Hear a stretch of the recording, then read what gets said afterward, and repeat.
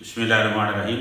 آج ہم بچوں کی تربیت کے حوالے سے بات کریں گے کہ بچے کی پہلی درسگاہ کہتے ہیں کہ ماں کی گود ہوتی ہے۔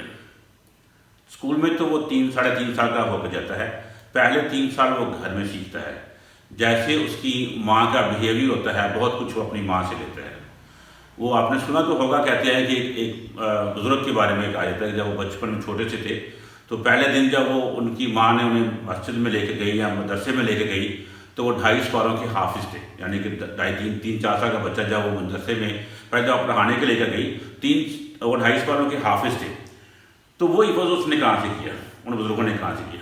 جب وہ بچہ ماں کی گود میں تھا تو ماں تلاوت کیا کرتی تھی، مسلسل تلاوت، جب فارغ ہونا تلاوت، تو بچے نے سن کے وہ 2.5 پارے حفظ کر لیے تھے۔ آج کی ماں کو کیا ہو گیا ہے؟ آج کی ماں بچے کو موبائل کے حوالے کر کے خود آویزی ہو جاتی ہے، تو وہ پھر موبائل پہ جو کچھ بھی الٹی سیدھی چیزیں دیکھتا ہے وہ وہی اس کے ذہن میں وہ محو ہو جاتا ہے، وہ وہی اس کے ذہن کے اندر بیٹھ جاتا ہے۔ تو وہ ماں کہاں گئی جو بچوں کو لوریاں سناتی تھی، بچوں کو صحابہ کرام کی کہانیاں سناتی تھی، بچوں کو انبیاء کرام کی قصے سناتی تھی، بچوں کو اللہ کے نام سکھاتی تھی، بچوں کو گود میں بٹھا کر لوریاں ایسی دیتی تھی کہ ان کے وہ ذہن میں وہ لوریاں نقش ہو جاتی ہیں۔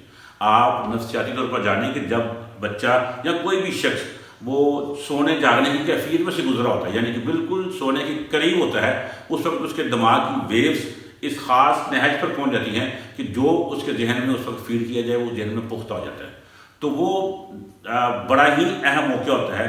تو جب ہم بچے کو سلا رہے ہوتے ہیں تو جب وہ اس ٹائم ان کو اچھی لوریاں دیں، اس ٹائم ان کے دماغ کے اندر، ان کے ذہن کے اندر جو آپ سجیشن ڈالیں گے وہ آئے گا۔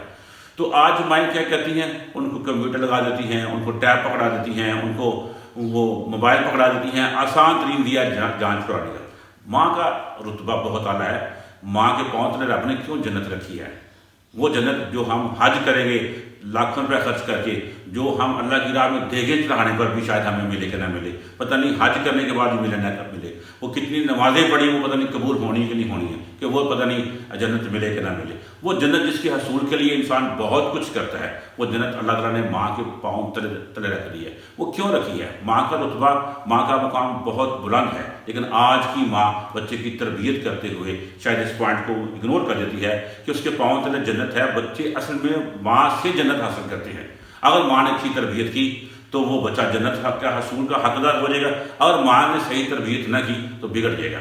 تو اس لیے ماں کی خدمت میں تب ہی خدمت کرے گا نا ماں کی اچھی تربیت کی ہوگی۔ تو پہلے 3 سال بڑے امپورٹنٹ ہیں، خصوصی طور پر پہلے 3 سال اسکول بھیجنے سے پہلے، اس لیے اس میں آپ بچے کی تربیت کا خاص خیال رکھیں، اس کو موبائل کے حوالے نہ کریں، بلکہ اس کو اچھی کہانیاں اور اس کو اچھے واقعات، اس کے سامنے بوڑھوں کی عزت، اس کے سامنے اس کے دادا دادی کی عزت، اس کے سامنے رشتوں کی عزت، اس کے سامنے اس کو یہ چیزیں سکھائیں، اس کے سامنے وہ چیزوں کی افادیت بتائیں، چیزوں کے مختلف چیزوں کے بارے میں اس کو بتائیں، اس کو رویے پالچر رکھیں، اس کے سامنے چڑچڑا پن نہ دکھائیں۔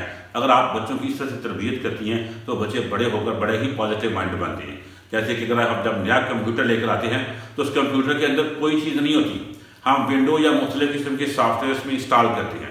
اس مثال کو ذہن میں رکھیں کہ بچے کے پہلے 3 سال وہ مختلف قسم کے جو سافٹ ویئر انسٹال ہوتے ہیں، ساری عمر انہوں نے آگے فنکشن یا ورکنگ کرنی ہوتی ہے۔ تو پہلے 3 سال میں جو کچھ بچے کے ذہن میں آپ نے ڈال دیا، نفرتیں ڈال دی تو وہ نفرتیں لے کے جائے گا، آپ نے لڑائیاں ڈال دی، آپ نے اس کے غصہ ڈال دیا اگر آپ نے، تو وہ ایسا ہی بنے گا۔ پہلے 3 سال بڑے امپورٹنٹ ہیں بچے کی تربیت کے حوالے سے۔ آپ ان 3 سالوں کے اندر بچوں کو اچھی لوریاں سنائیں، بچوں کو اچھا بیہیو کرنا سکھائیں، بچوں کے ساتھ شائستگی کے ساتھ، پیار کے ساتھ پیش آنے کی کوشش کریں، اپنا غصہ ان پر نہ نکالیں، کسی اور کا غصہ ان پر نہ نکالیں۔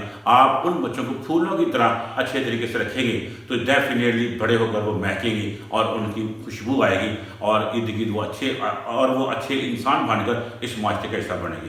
اللہ سے دعا ہے کہ ہمیں اپنے بچوں کی اچھے طریقے سے تربیت کرنے کی توفیق عطا فرمائے۔